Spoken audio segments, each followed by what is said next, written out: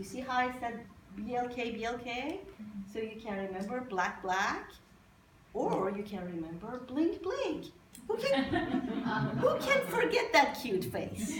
Who? Honestly. So I want you to remember this slide. But now we are going to the second part of my presentation, which is all of this sounds good, but the chances are, if you're a person who gets triggered easily or is very passionate about your ideas, on Monday morning when you go back to work, you're not gonna change all of a sudden. I mean, you will remember my words, I bet, but you're not gonna change. If there's a burning desire to say something in that meeting, the chances are it's gonna come out. It's gonna come out, right? So how can we make that shift? How? That's the second part. We are embarking on this journey together. So we build emotional intelligence. And what is emotional intelligence? It's basically knowing and understanding your own feelings and emotions and others' feelings and emotions, and use this data, this information. You guys are tech people. Data and information is part of the game. Use this data and information to guide your own thinking and actions. Now, that's a mouthful, right? It's a lot to absorb. So let me go through this and see what is in there. It is simple. See how you feel.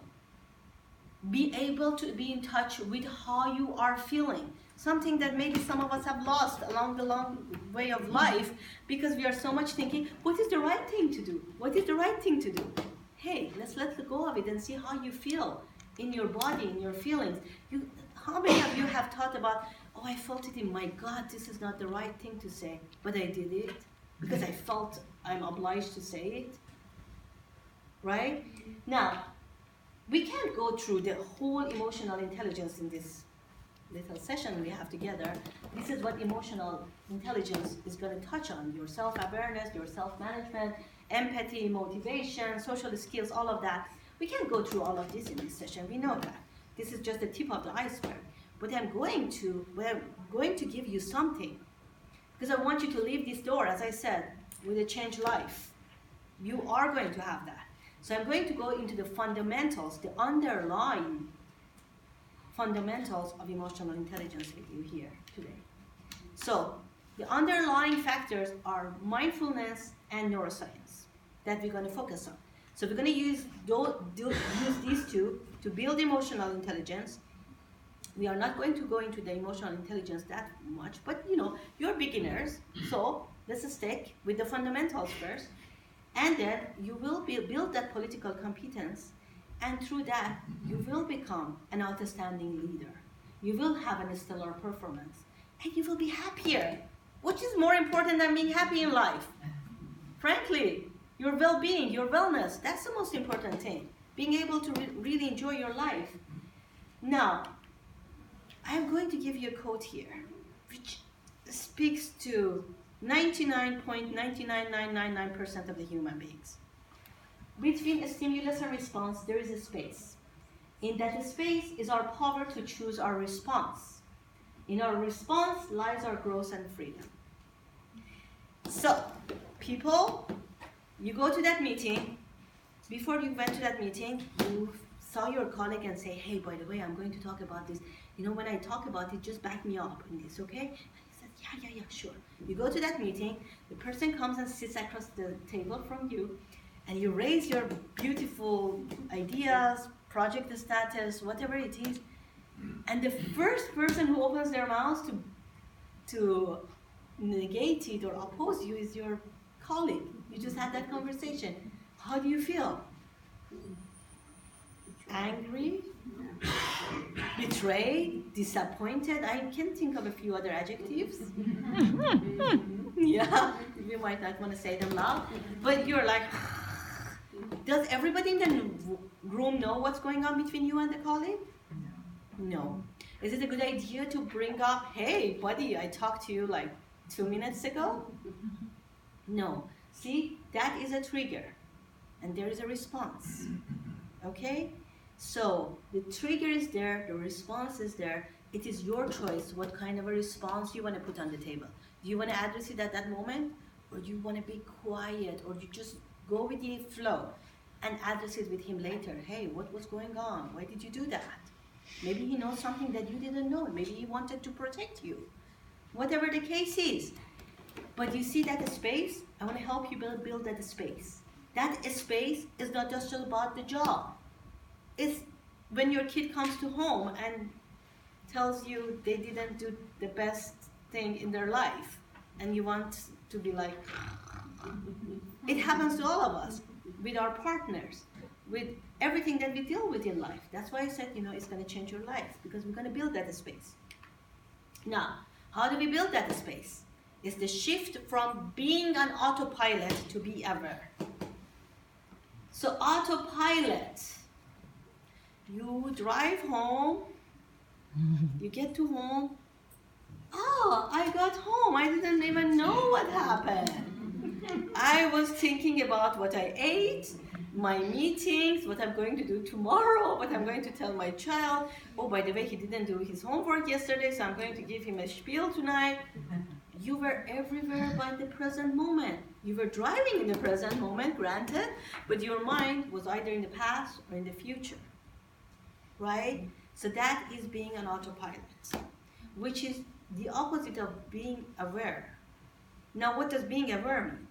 Being aware means that, well, let me first make sure that we talk about the autopilot completely. It means you're distracted, your attention is either in the past or future, everywhere but present. Sometimes we can be reactive or judgmental because in our head we have all these scenarios and we fight or we make amends, all kinds of things in our head. Engage based on the habit, patterns, and assumptions, the driving example that I just shared with you. So I dare you to challenge the autopilot in yourself and become more aware. The awareness is being aware of our mind, of our body, of our surroundings, with an attitude of kindness and curiosity. Now, kindness, sometimes we have a lot of talk in our head around ourselves. So we need to be more gentle sometimes to ourselves. Even if we lose touch with the present moment, we need to be more gentle with ourselves. So that's where the kindness comes from. And curiosity, because you remember, like maybe, 26 minutes ago, when I asked you about organizational politics and the perception we have around it. We have a perception around everything. The idea is to observe things as they are. Observe as they are. So with the element of curiosity. Remember when the babies are born, how they look alike, how they look around. Look around. They are curious to discover everything and everybody in this world. Right? They are not having those perceptions. So that is the element of curiosity. Now, a lot of people call this mindfulness. And I know mindfulness is a buzzword. I don't want to go there. It's just basically building awareness in your brain. So that's the definition of mindfulness. That you hear about it all the time in the news, everywhere. It's on the top of the Time magazine. The important thing is building awareness in your brain. And I want you to be open to that, because what do you know that you don't know? You're going to look into that. I'm going to look into your brain. And what does this mean? You're being aware to your brain. So this is your brain. Part of your brain, at least. This is the limbic system of your brain. The limbic system of your brain, hey, it has been with us for millions of years. It has started when we were in a time that the lions would visit us in the caves. So guess what? Our brain is designed to see everything as a threat. When your colleague across the room is not backing you up, you feel threatened. If you pay attention to your body, you feel like maybe your heart rate is going up. Maybe you are feeling something in your chest. Maybe you are feeling that your throat is dry, you need a gulp of water. Something in your body is happening because this area of the brain gets engaged first. This is how we are able to protect ourselves as human species for millions of years. So this is why we react very quickly, because this is the limbic brain that is engaged. Now, our brain is an evolved brain. So we have another part called prefrontal cortex. What you need to know about this is that this is the area of your brain that allows you to be a good problem solver, a critical thinker, to be able to be creative and have those innovative ideas. So which one of these brains do you favor most? It depends if the lion is here. Yeah, but I love that, if the lion is here, but in your meetings, do you normally invite lions to come there? I'm sure. Yeah? Yeah, so unless we really actually have our meetings in our caves, which I thought about it, because corporate America, last I checked, they had really good, nice offices and a lot of security. We are not being threatened by anything or anybody immediately. Our life is not in danger. So our brain doesn't need really to react that quickly to save our lives. So it's a good idea to focus on our calm, to focus on our problem-solving skills, on our innovative brain, on all the things that we can do with our brain that doesn't need really to protect us from an imminent danger. So how do we make this part of our brain stronger than the other part, or build that? You remember the space we talked about?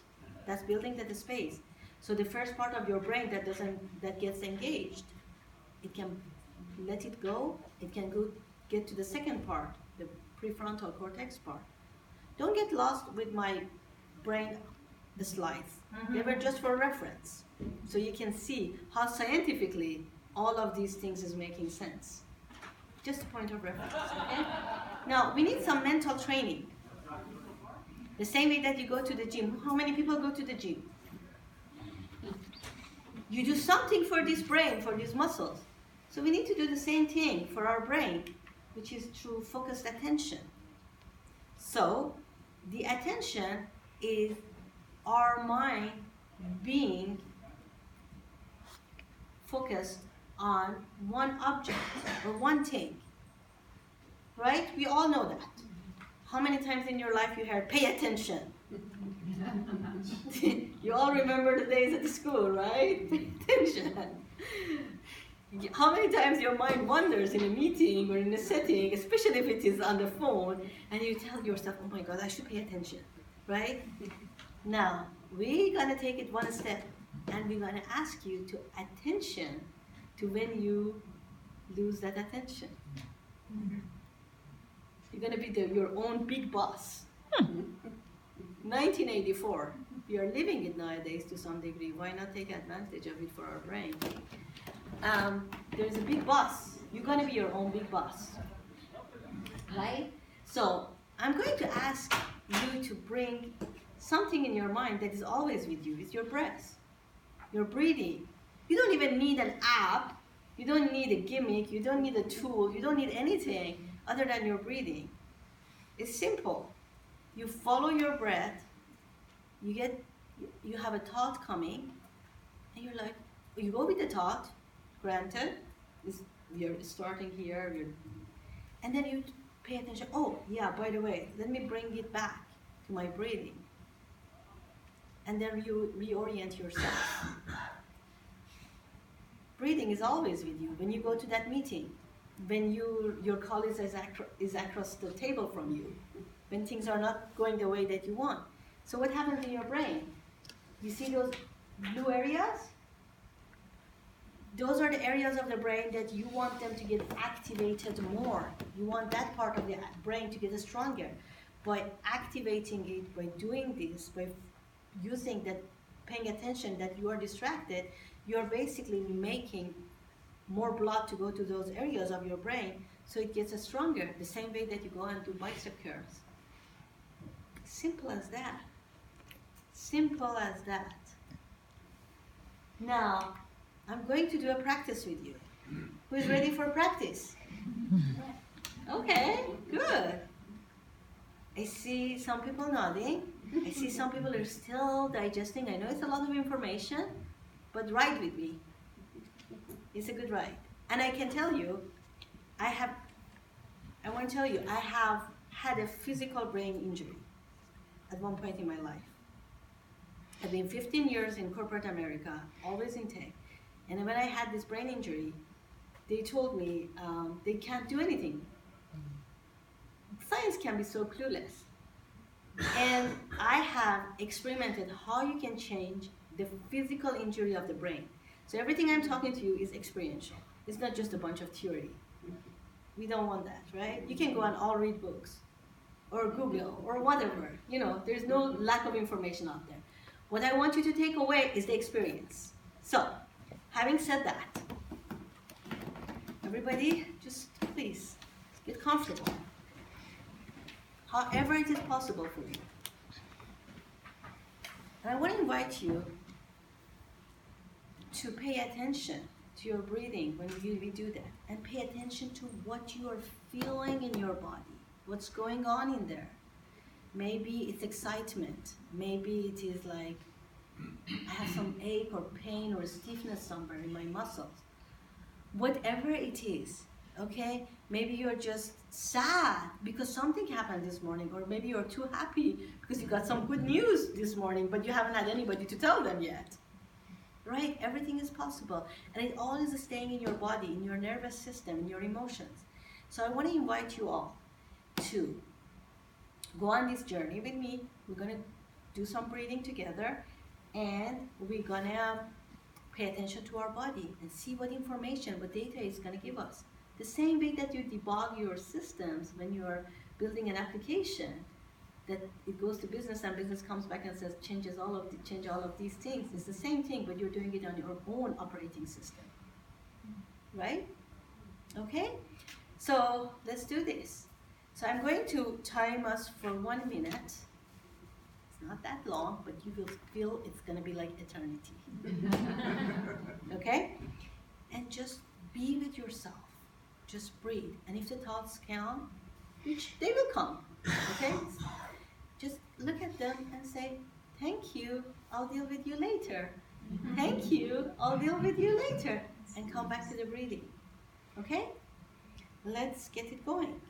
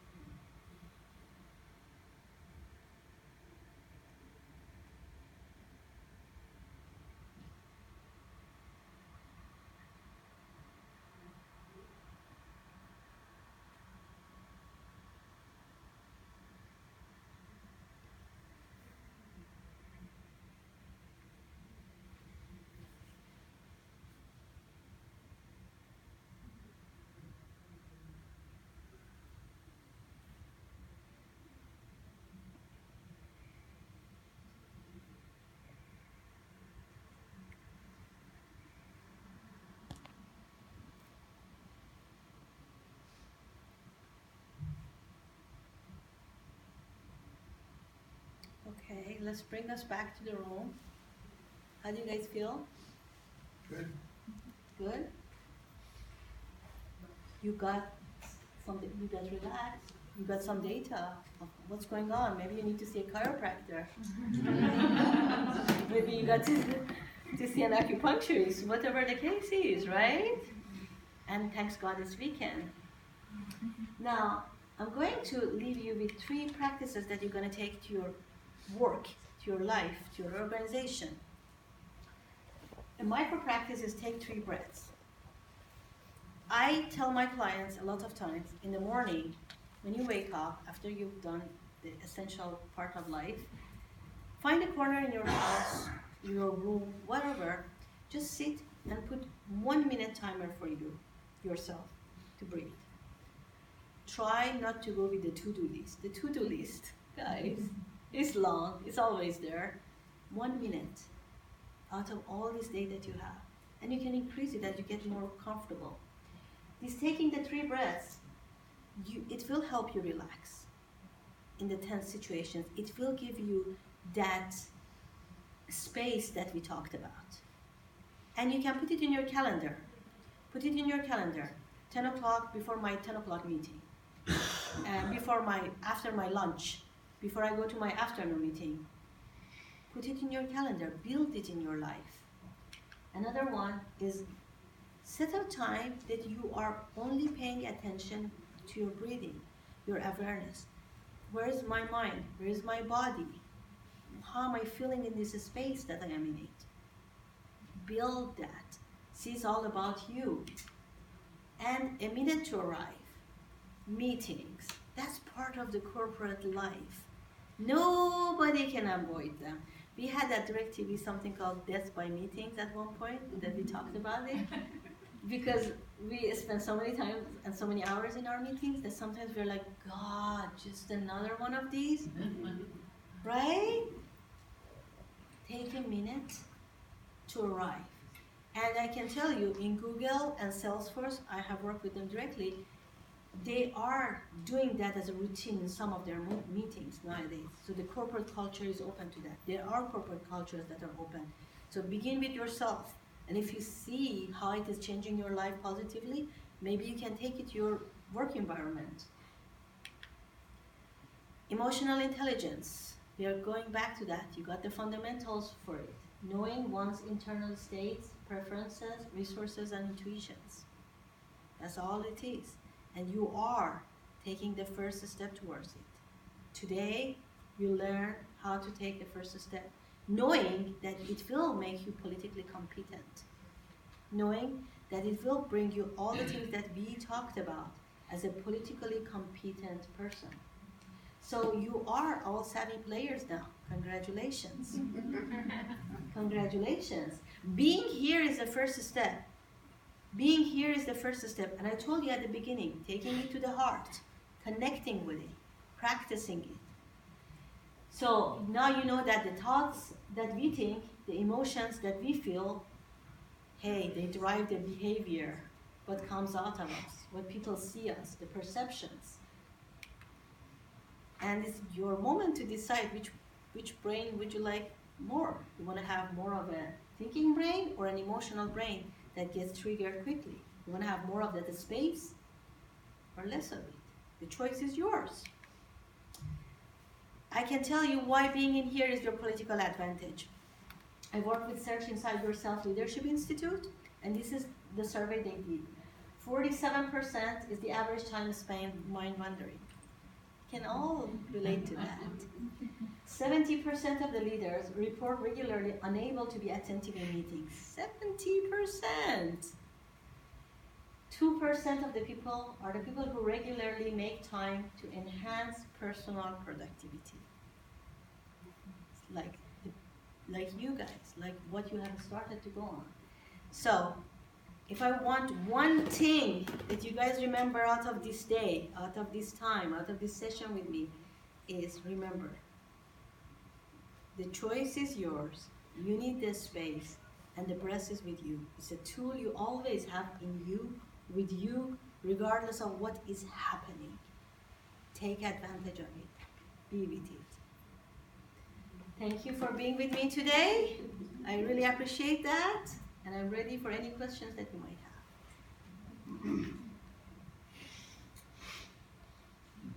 Yes. So, if you have a leader that is very kind of command style in their authority, and yet like I feel like I'm quite in touch with who I am emotionally, Right. spiritually, physically, and I struggle with that person. I understand it's important to somewhat mirror your audience. But how do you balance that honoring of yourself and yet getting your point across to this command style that's so different, Totally. So this is interesting. Maybe this can help you. I have a client who actually works for Red Bull. And Red Bull is a very driven organization. They have that part of fame. And he works for a boss who is very much like that. And he's a very subtle, very connected person. So it was very hard for him to adjust to his style as his boss. When the boss did the performance review, they did a 360 on him. And guess what? if a person has that way, everybody sees that, right? So when they did the 360 review, even though the person is really giving good results business-wise, people voiced their opinion that this is what we see in this person. So the person was really, the boss was really thinking, what can I do? And he asked for feedback from his team. And this client of mine, he suggested he takes an emotional intelligence test. And I know of a company that we work together that they have artificial intelligence-based and neural networks-based emotional intelligence tests. Totally scientific. They give you a report that it's like an app for your brain, so you get to know where are your strengths and where you're not so strong.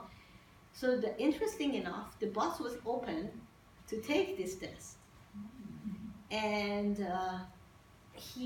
it was anonymous, obviously, he got the result himself. And he asked for help to see how he can build some of the things, not from him, from the HR of the company. But what I'm trying to say is that sometimes we want to take the matters into our hands, but necessarily that might not be the way because it might backfire. But if there are other people who feel the same way, there's a bunch of people feeling the same way, there is a way to systematically approach this and allow the person to see them in a new mirror. And the world is becoming more and more open to that. Does that help? One thing I might add to that is, instead of addressing your idea in the open in front of your audience, approach that person personally. Actually, most of the time it has worked. Actually, personally for me at least. Actually, so in an audience, they feel that they are being threatened. They are in a commanding position. They want to command. They like command. Actually, but you take them out of that situation and approach them one-on-one. They are a completely different person. Actually, so probably at that point in time, your ideas are more welcome, and sometimes your ideas are stolen also. Actually, I mean, you can't beat that actually, but still, at least your ideas are conveyed and accepted. To your point, sometimes those kind of ideas being stolen is a good thing. It makes the life easier for you, for the people who work under that boss, and the generations will thank you because obviously the person is able to produce. It's just some people are never trained on how they have to treat other people. Something to remember. Not everybody has been trained.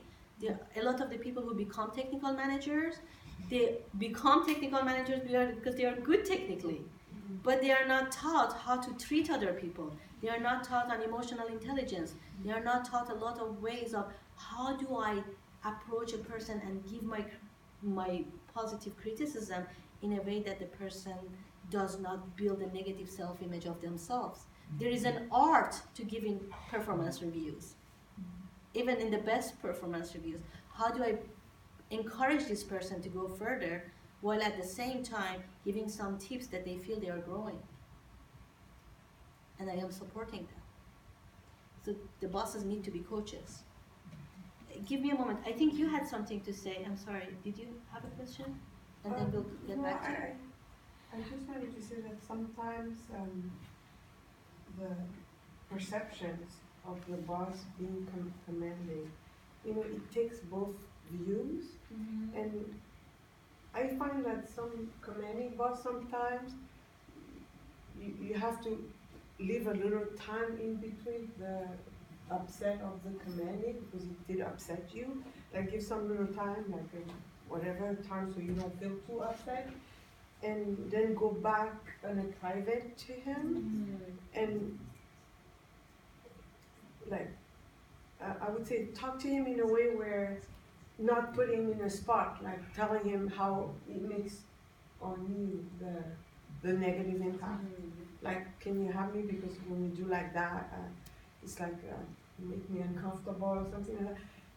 It works sometimes, but you have to give it a space in between the impactful statement so that everything is a little bit more normalized as far as feeling on your end and comment on his end kind of thing.